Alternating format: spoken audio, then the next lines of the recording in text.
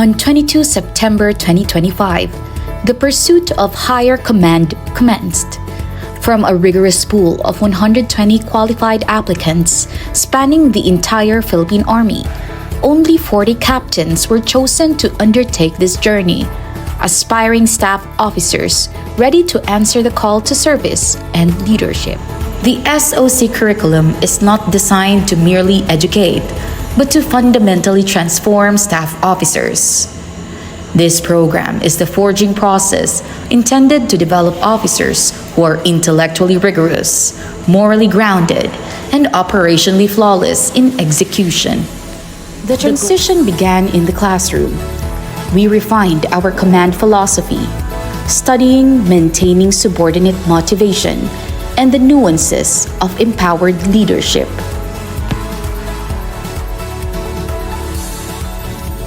We dissected the role of staff officers, learning that we are the engine that drives the commander's decision.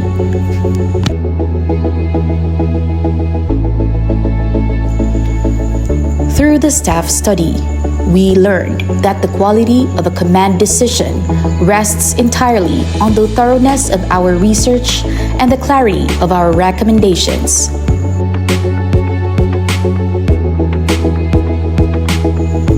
We balanced this ambition with risk management, developing the foresight to mitigate threats within our organization. Leadership requires structure. We affirmed our commitment through the induction of class officers.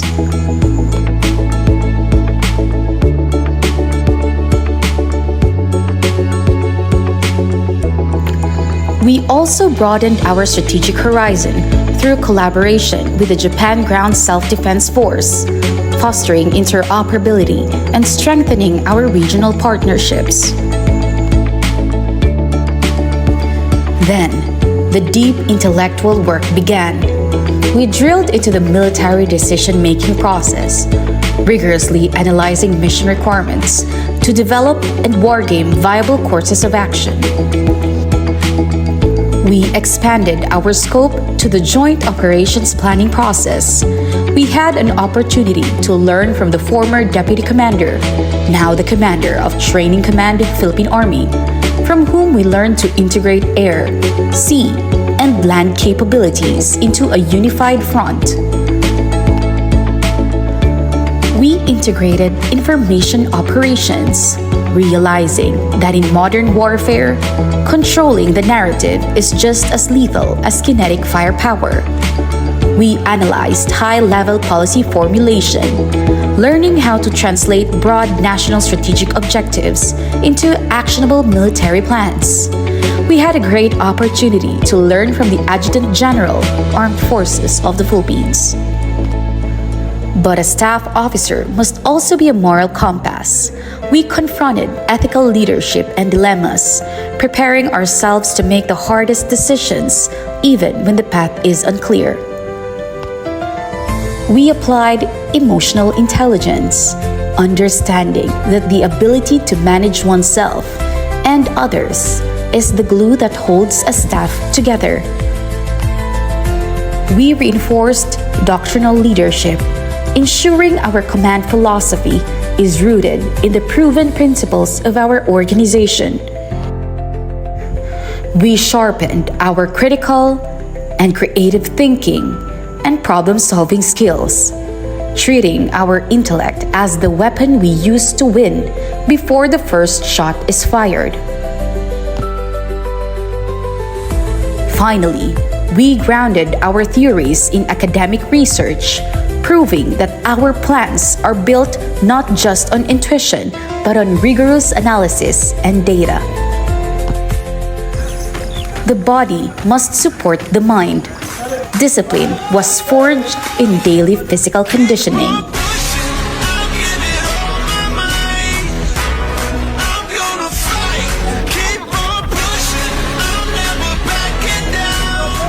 We built our stamina through the grueling 15-kilometer run, proving our legs could carry the weight of command.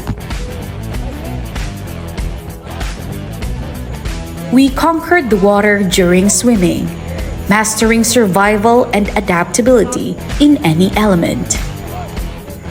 We upheld the Army's physical baseline, strictly maintaining our standards in the POW-FT.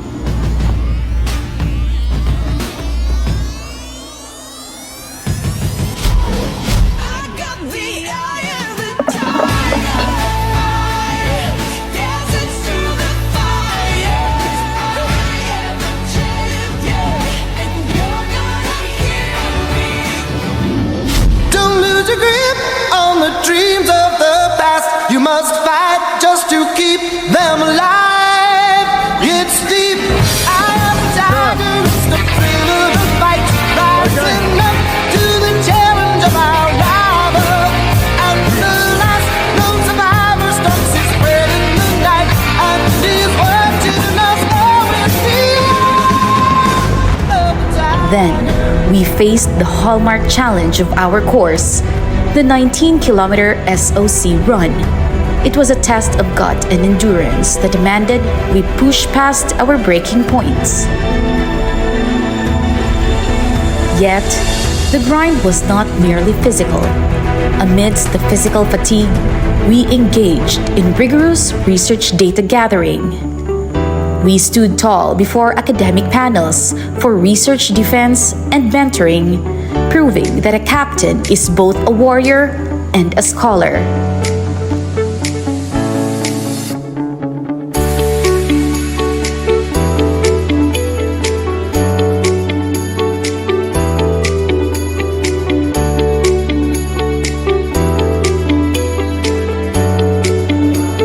All lessons converged in the final test.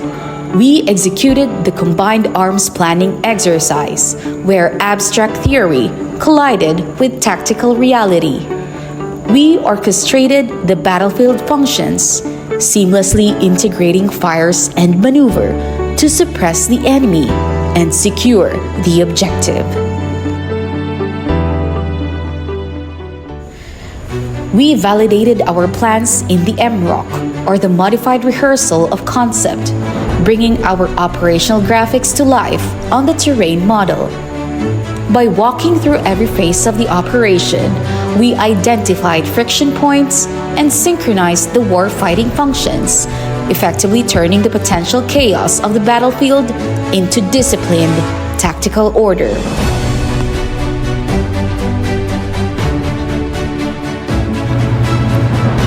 Pinili namin ang pangalang Jacinto, hango sa malalim na pamana ni Emilio Jacinto, ang utak ng katipunan at ang intelektual na arkitekto ng Rebolusyong Pilipino.